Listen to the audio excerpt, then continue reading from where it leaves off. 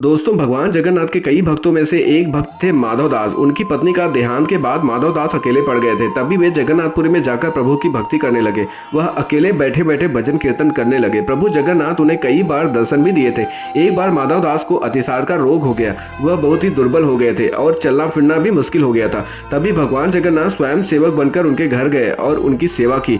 उस वक्त माधव दास बेसुध थे। जब माधव दास को होश आया तो वह अपने प्रभु को तुरंत पहचान गया और उनसे कहा कि हे प्रभु, आप त्रिलोक के स्वामी हैं, आप मेरी सेवा कर रहे हैं।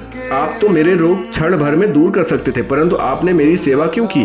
प्रभु ने कहा कि मुझसे भक्तों का कष्ट नहीं सहा जाता। दूसरी बात, जिसका जैसा प्रारब्ध होता है उसे वह भोगना ही पड़ता है। अगर तुम्हें इस जन्म में इससे नहीं भोगोगे तो तुम्हें इससे भोगने के लिए अगला जन्म लेना पड़ेगा। लेकिन मैं यह नहीं चाहता, इसीलिए बचे हुए 15 दिन का रोग मैं स्वयं ले लेता हूँ। और दोस्तों, आपको जानकर हैरानी होगी कि प्रभु खुद 15 दिन तक बीमार पड़ गए।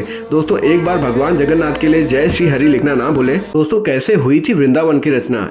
एक बकासुर नाम का राक्षस गोकुल पर आक्रमण कर दिया। तभी सभी लोग जान बचाने के लिए इधर उधर भागने लगे और राधा कृष्ण छुपते छुपाते एक बंजर जमीन पर पहुंच गए।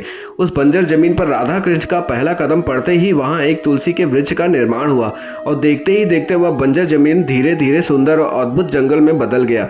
इसी जंगल में श्री कृष्ण उस बकासुर का अंत किए। अंत के बाद सभी लोग राधा कृष्ण के पास आए और सारे लोग देखकर आश्चर्य हो गए कि इस बंजर जमीन पर इतना सुंदर जंगल कैसे बन गया। सभी लोग इस जंगल का नाम रखने चाहते थे। तभी श्री कृष्ण बोले, इस जंगल का नाम वृंदावन होना चाहिए, क्योंकि इस जंगल में अधिक मात्रा में तुलसी का पौधा है। जहाँ तुलसी का मतलब होता है वृंदा और जंगल यानी कि वन, और हो गया उसका नाम वृंदावन। कमेंट सेक्शन में जय श्री कृष्ण राधे राधे लिखना मत भूलिएगा। जय श्री राधे कृष्ण। दोस्तों, विश्वास करना मुश्किल होगा, लेकिन ये सच है कि 300 सालों से बना ताजमहल पूरा का पूरा फाउंडेशन लकड़ियों से बना हुआ है। जी हाँ दोस्तों, आप सही सुन रहे हैं। लेकिन अब आप ये सोच रहे होंगे कि लकड़ियों पर बना हुआ ताजमहल 300 सालों तक कैसे टिक सकता है। तो चलिए इसका मैं जवाब देता हूँ।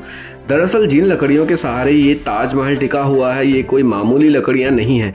इस लकड़ी का नाम है इबोनी, जो कि पानी में रहने से और भी ज़्यादा मजबूत होती है। और इसीलिए शाहजहाँ ने इस ताजमहल को यमुना नदी के किनारे बनाया था, ताकि ये लकड़ियाँ सालों साल पानी में रहते हुए मजबूत बनी रहें और ताजमहल सालों साल तक टिका रहे। वैसे दोस्तों, कहते तो ये भी है कि ये पहले तेजो में भगवान शिव का मंदिर हुआ करता था। आपकी राय क्या है? कमेंट सेक्शन में लिखना मत भूलिएगा। मिलते हैं अगली वीडियो में, तब तक के लिए हर हर महादेव।